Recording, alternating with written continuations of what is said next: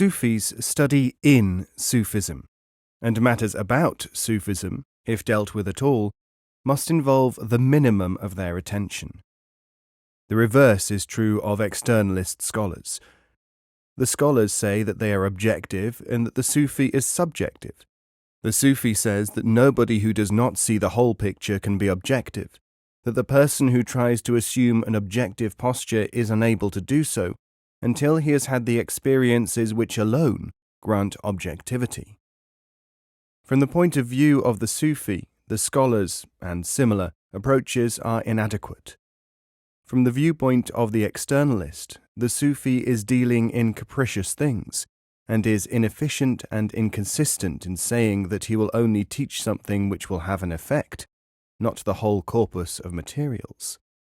Their positions have already been defined and explained inter alia by Ghazali almost 1,000 years ago. To continue faithful to my claim that we will deal to the greatest possible extent with what will help those who are genuinely interested, rather than with those who have inner reasons for not learning, we must leave the discussion and information element here, or we would be in danger of becoming argumentative philosophers rather than workers in the field of greater human development.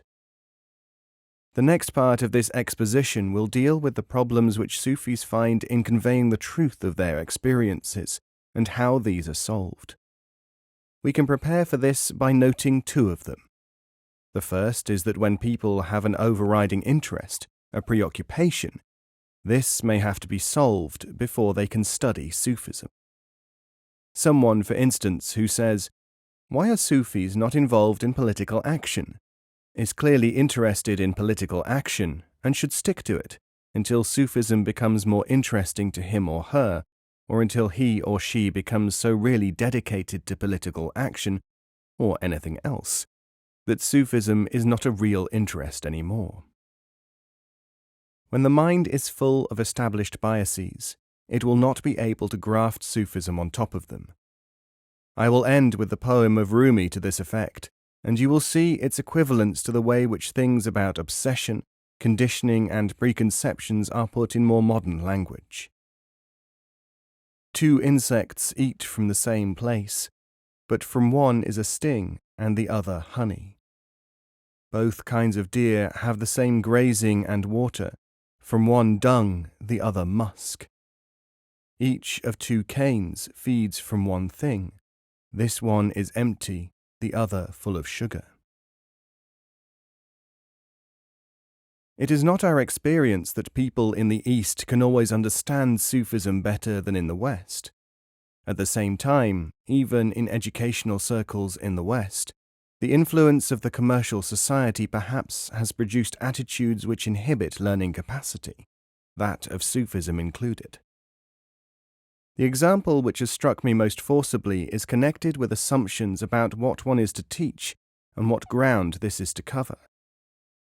I continually receive requests from schools, colleges, universities, and learned and social bodies of all kinds, asking for lectures. People want to know about Sufism. In several hundred such cases, I have replied saying that I will happily lecture, providing that the audience will first familiarize itself with the basic information about Sufism which is to be obtained from books. I say this because it seems quite absurd to me for a lot of people to collect and to listen to someone repeating something which has been written down and can be assimilated by reading. If people are indeed interested, it is not to be expected that they will be prepared to familiarize themselves with what has been written, and then ask someone to talk to them on more advanced or extra aspects, and also to answer questions based on the fundamental reading. You may be interested to know that out of these some hundreds of approaches between 1964 and 1974, only one organization ever agreed to ask its audience to do the basic reading. What does this show?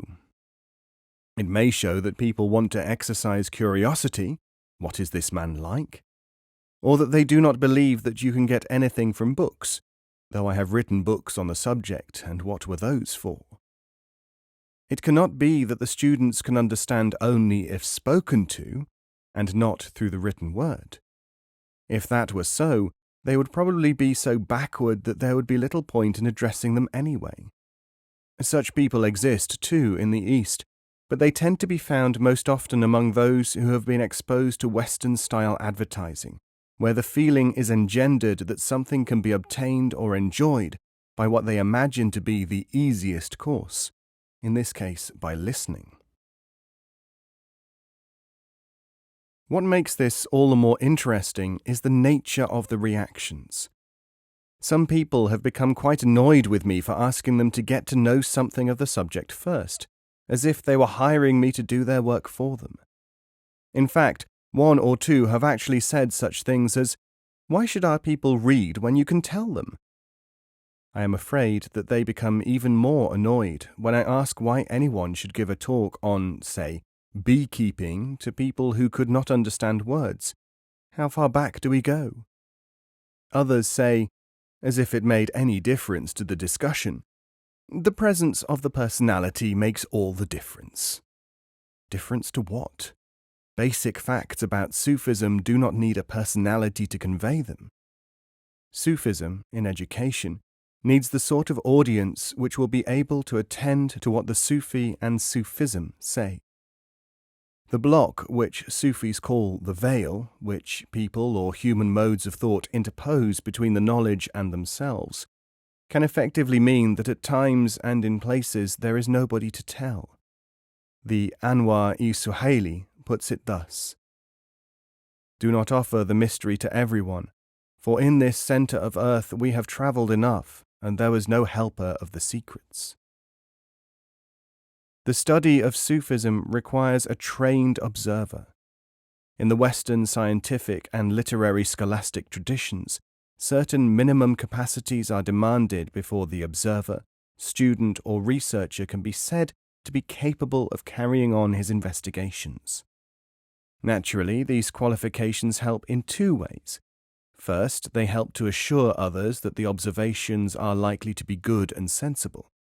Secondly, they are the tools which enable the worker to explore his theme and profit from it.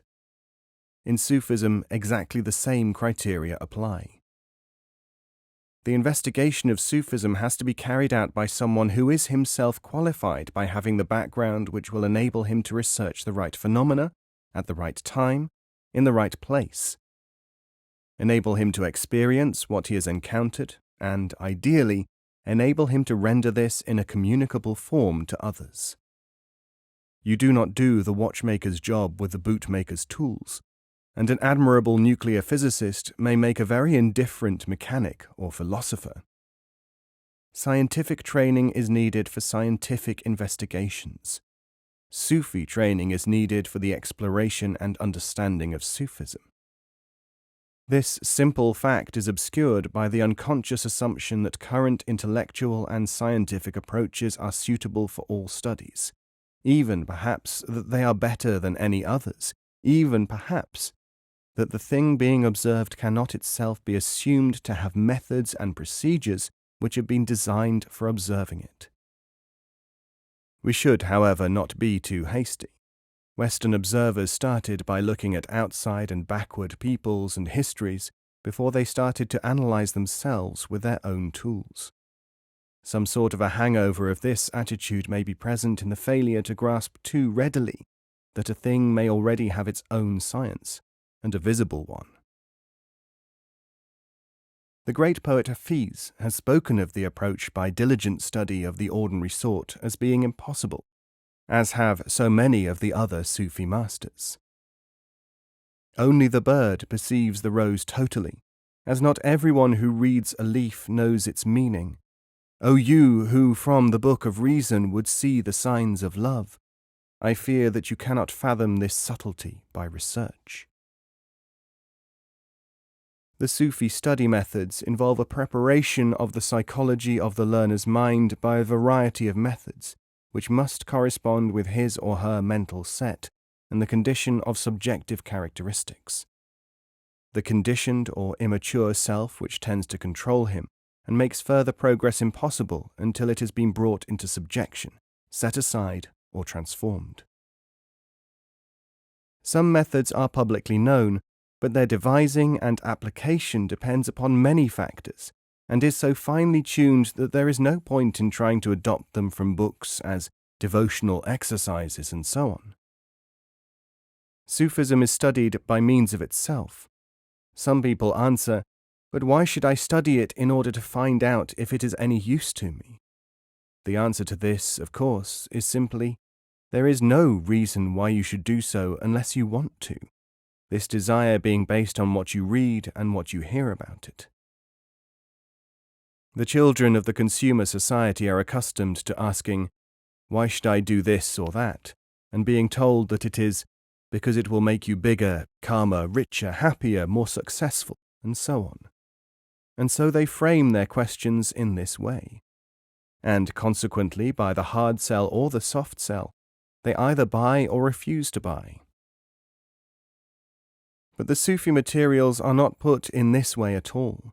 On the contrary, we find that it is generally only when people have got over this phase of expecting something greater for themselves that they are able to learn in Sufism. There is, of course, the so-called third way of dealing with things, discussion. In this, it is held, the purpose is not to buy or to sell a system or idea, but to have it out, work the thing through by discussion. People insist that if you do not discuss with them, you must be paranoid. This holds good, however, only when we are working in a field where discussion is in fact useful.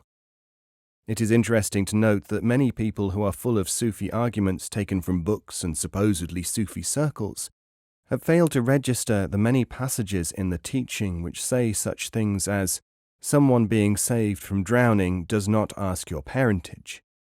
It is a matter, as in all educational situations, of what is relevant.